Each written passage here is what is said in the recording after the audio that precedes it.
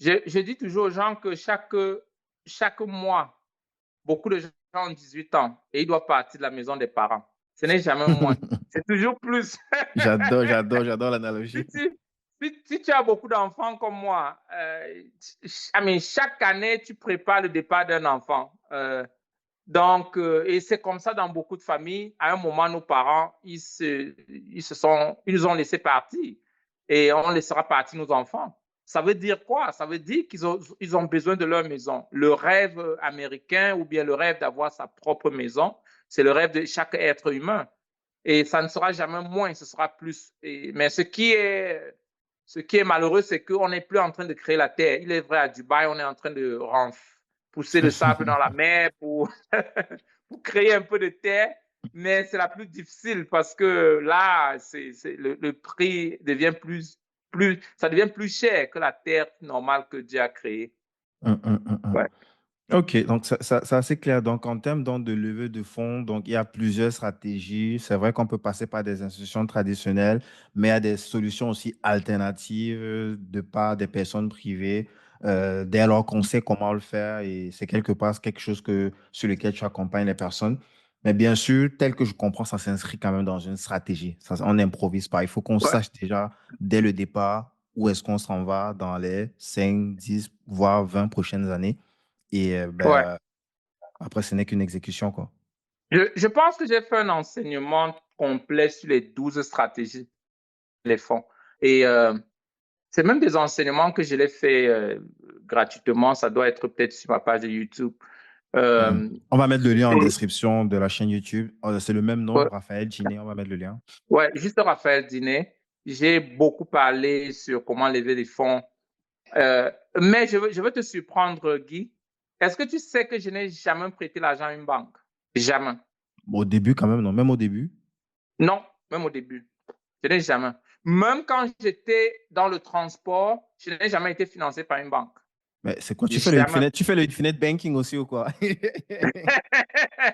Parce que je vois pas d'autres alternatives. Ok, tu vas me dire les tontines, mais même ça. Donc, vous Non, êtes pas de obligé quelque tontine. part de. Non, pas de. Il y a trop d'argent dehors. Il y a beaucoup d'argent dehors. Beaucoup. Euh, la banque est la dernière place pour aller chercher l'argent. Parce que les banquiers n'ont pas d'argent. Ah, c'est effrayant ce que tu viens de dire là. La banque est le Non, dernier mais endroit pour la aller banque chercher est de la l'argent. dernière place. C'est la dernière place. C'est que les banques ont fait beaucoup de publicité. Tu vois, quand le banquier vient, quand les banques viennent vers nous et nous demandent d'ouvrir un compte chèque, qu'est-ce que ça veut Mhm. dire? Le compte chèque, c'est leur produit. Ce n'est pas ton produit, ce n'est pas mon produit. Ils demandent un compte d'épargne. C'est leur produit, c'est leur façon de faire l'argent sur toi et moi. Mhm. Mhm. J'ai toujours dit que l'homme d'affaires qui n'est pas formé sur la gestion d'argent ne pourra jamais briser certaines étapes. Il y a tellement de choses qu'on est ignorant dessus. Mais chacun devait apprendre comment lever les fonds. Je dis, j'ai enseigné peut-être 12 points. Ça va prendre beaucoup de temps pour aller point par point. Mhm. On va mettre Euh, le lien dans la description pour ceux que ça ouais, ouais. intéresse. Et dites-nous Donc, aussi en les gens pourront commentaire, aller Raphaël prendre le pourra temps pour revenir. regarder par Mhm. rapport à leur business. Mais c'est capital de savoir comment gérer l'argent. Les derniers 21 ans de ma vie, j'ai appris l'argent plus que tout. Mhm. La première chose que j'apprends, c'est l'argent. Et la deuxième chose, c'est le mindset. D'ailleurs, c'est pourquoi je félicite tous ceux qui sont en train de nous suivre parce que sûrement ils sont intentionnels. On n'apprend jamais aux gens comment gérer l'argent. On peut t'apprendre toute l'histoire, la géographie, même la technologie, mais on ne va jamais t'apprendre comment fructifier l'argent, comment garder l'argent, où aller chercher l'argent et tout cela. La Et si psychologie de tu peux l'argent. avoir ça, Parce oui, que le la mindset que tu psychologie as de dit tout à l'argent. l'heure, là, c'est important parce que derrière, Mhm. le tout n'est pas de dire j'ai besoin de 10 millions. Est-ce que tu as la psychologie pour pouvoir, si on te met 10 millions en main, arrêter ça comme ça et puis justement ne pas paniquer? Il y a les gens comme ça, moi je le vois tout le temps, même en immobilier, dans certaines personnes qu'on peut accompagner, où au moment où il faut aller signer chez le notaire, dit donc je vais m'endetter pendant 30 ans à hauteur de 700 millions. Il panique, il ne part pas. Parce que Ouais, psychologiquement, ils ne sont pas prêts en fait à accueillir ça quoi. Donc il y a l'action d'aller apprendre comment le faire, mais aussi la partie la psychologie pour être prêt à accueillir en fait ça quoi. ouais. Guy, tu verras que beaucoup d'héritiers, quand ils héritent de l'argent, ça les détruit à moins de 3 ans. Ceux qui gagnent les loteries, ça les Ils deviennent fous. détruit. Leur situation devient plus pire. Tu ne peux pas si tu ne peux pas avoir une somme où tu n'es pas devenu la personne qui mérite cette somme, elle te détruit directement.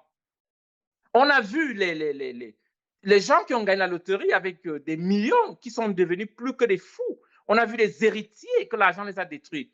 Donc, le danger, c'est que les gens pensent que quand tu as l'argent, tu deviendras celui qui a l'argent. C'est faux. L'argent, c'est comme une flamme. J'ai enseigné sur l'esprit de l'argent. Dès que tu touches à l'argent, imagine, toi aussi, toi et moi, je me souviens la première fois que j'ai eu 100 000 $. Mais attends, cash dans mes mains, je dis, mais 100 000 $, j'ai mis dans le compte, je suis allé chercher à la banque, j'ai mis sous le matelas. Après, j'ai enlevé sous le matelas, j'ai regardé ça 4 fois par jour. Mais je ne pouvais pas voyager loin. Mais l'argent me tourmentait. Tu vois, c'est parce que je n'étais pas déjà cette personne qui peut avoir l'argent. Et puis je pensais, mais attends, il me faut acheter une voiture comme ça, il me faut acheter des habits, il me faut acheter ceci. Mais j'ai souffert jusqu'à devenir la personne qui peut avoir 100 000. Et les 100 000 sont restés avec moi. Et après, quand j'ai eu pour la première fois 1 million de $, mais c'était pareil. Je voulais régler le compte de certains qui m'ont énervé. Je voulais voyager. Je voulais faire toutes les folies jusqu'à ce que je devienne la personne qui peut avoir 1 million. Et j'ai eu la chance que maintenant, je me suis lancé vraiment dans le développement personnel beaucoup plus avancé pour ne plus être séduit par ce que je gagnais, mais devenir la personne qui peut apprivoiser, qui peut avoir ce que je voulais. Donc, c'est pourquoi parfois certains gens vont même prendre les dettes, prendre des crédits à la banque et puis n'utilisent pas pour les bonnes causes.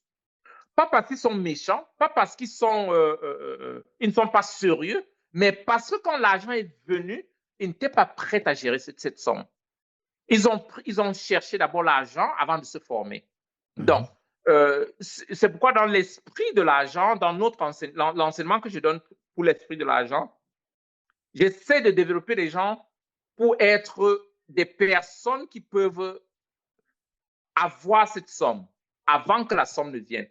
C'est la première des choses qu'il faut le faire. Et puis maintenant, tout va avec le mindset.